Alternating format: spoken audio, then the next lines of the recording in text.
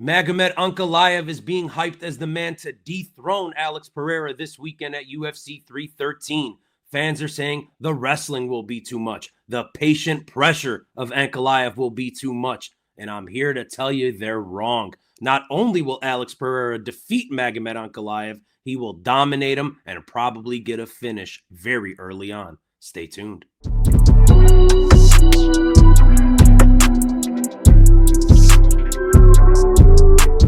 What is going on, guys? Dino Bam Bam here with the 10-7 MMA. Happy to be back in your lives.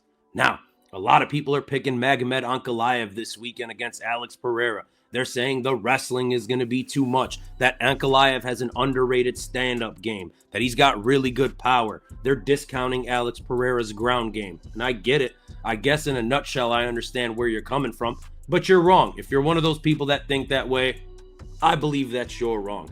Now, Vegas had Magomed Ankalaev as a favorite, and of course the betting public saw plus money on Poatan, couldn't resist, threw a couple $2-3 his way, and now he's the favorite, right? That pendulum has swung, and I think it's going to keep widening. So if you're like me and you think Alex Pereira is going to win this fight, it's probably better to bet now rather than later, okay? We're going to break this down, guys. We're going to go with the striking, the grappling, any sort of X factors, and see where, if anywhere, Magomed Ankalaev holds an advantage over Alex Pereira and how he could win this fight if he does, right? I don't believe that he does. I think Poatan gets himself a finish early.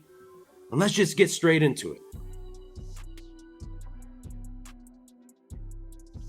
Now, if you're picking Alex Pereira like I am, this is the biggest discrepancy, right? It's the striking. We know that Alex Pereira is a dominant striker, a multiple-time, multiple-division glory kickboxing champion, a guy who's been there, done that, seen everything in the world of striking. Now, in the MMA sphere, yes, he's had a little bit of trouble. He struggled a little bit with Israel Adesanya in the first fight, struggled a little bit in the second fight. Of course, he did get knocked out in that one. We've seen some struggles against Yuri. We've seen some struggles against Khalil Roundtree. So he's not a perfect striker, but there are things in his striking arsenal that people just can't stop. Number one, and most obvious, that leg kick. We've seen him chop people's legs out. I remember Yuri limping all over the place. Israel Adesanya has been on record multiple times saying that this guy's leg kick is something crazy. And then on the other hand, we have Magomed Ankalaev, who has a susceptibility to the leg kick.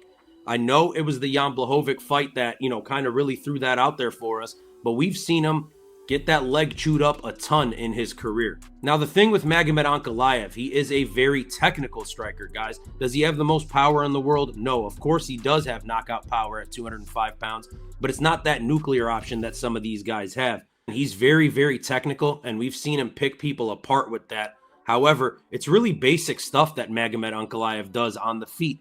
It's very 1-2 oriented. Teep kicks are huge in his arsenal, and these are all things that Alex Pereira has seen. We look at the times where Alex Pereira has struggled on the feet, and it's really against world-class kickboxers, guys that can mix it up like Israel Adesanya.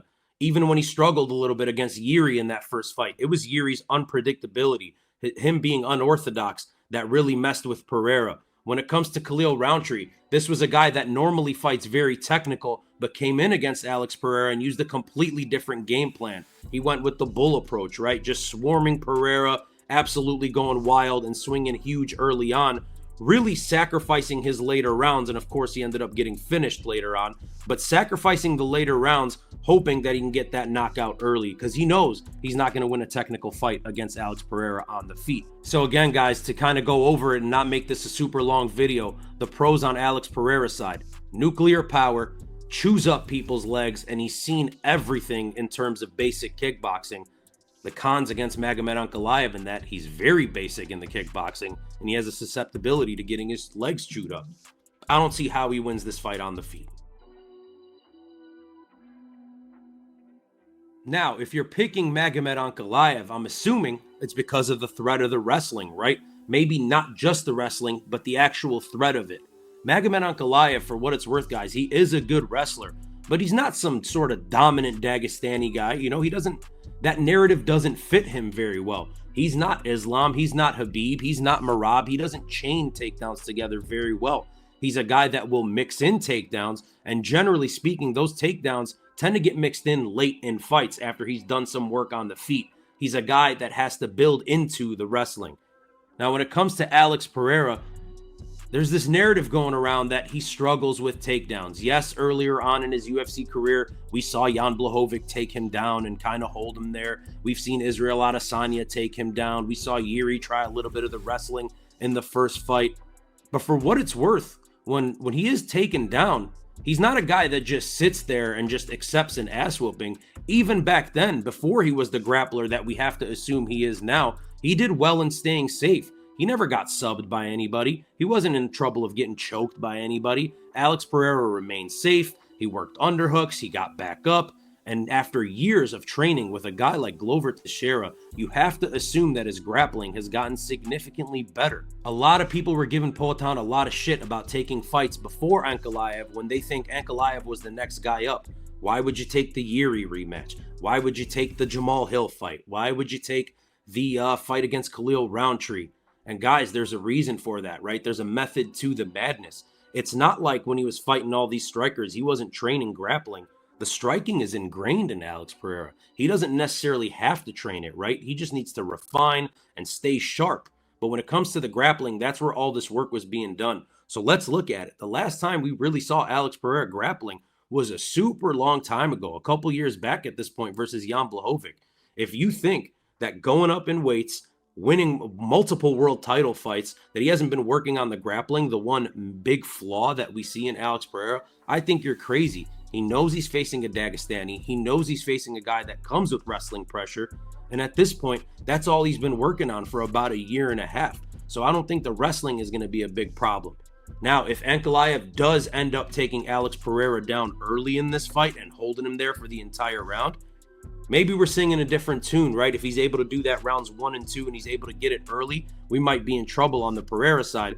But if he's not able to do it, guys, I just don't know how he's going to be able to absorb the damage that we know Pereira is going to dish out on him and continue the wrestling attack later on in this fight. Now, I don't want to sound like a Magomed Ankalaev hater, guys, but the guy's overrated to me, and I don't think you can convince me otherwise.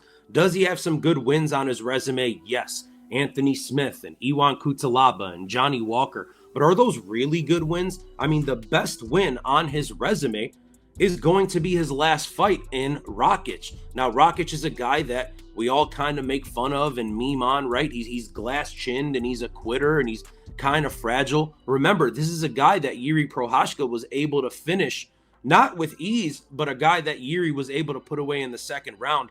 Ankalaev had 3 rounds with the guy, was nowhere near finishing him.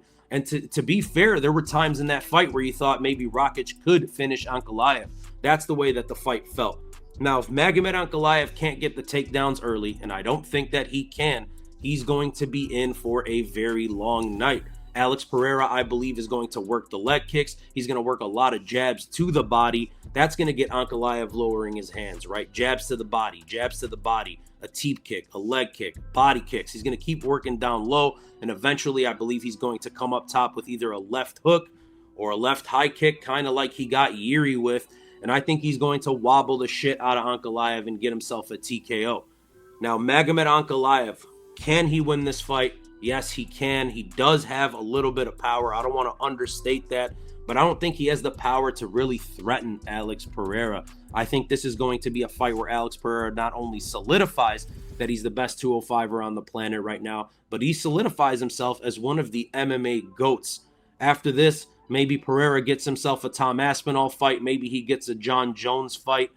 I just can't imagine how Magomed Ankalaev beats Alex Pereira. He has not finished anybody on the ground, and I don't think Poatan is going to be the first guy that he does that to, especially with the pressure of this being your first world title fight, this being during Ramadan, right? If he's fasting for Ramadan, you have to assume that that's going to weaken the body a little bit, right? Rehydration. We don't know exactly what's going on there. I just don't see it, guys. I don't understand how Magomed Ankalaev started as a favorite. I don't understand the people that are picking Magomed Ankalaev, and maybe I'll eat my words, but I do not think so. I think Alex Pereira gets himself a TKO round 1 or early round 2 in this fight. Let me know down below, guys. What do you think? Am I fucking crazy, or are you riding with me and Poatan? Let me know down below who you think is going to win this fight and how they're going to win this fight. If you guys enjoyed, do me a favor, thumbs up. subscribe, do all the good stuff. We have full card breakdowns coming out soon, and yeah, stay tuned. Thank you guys for watching. Peace.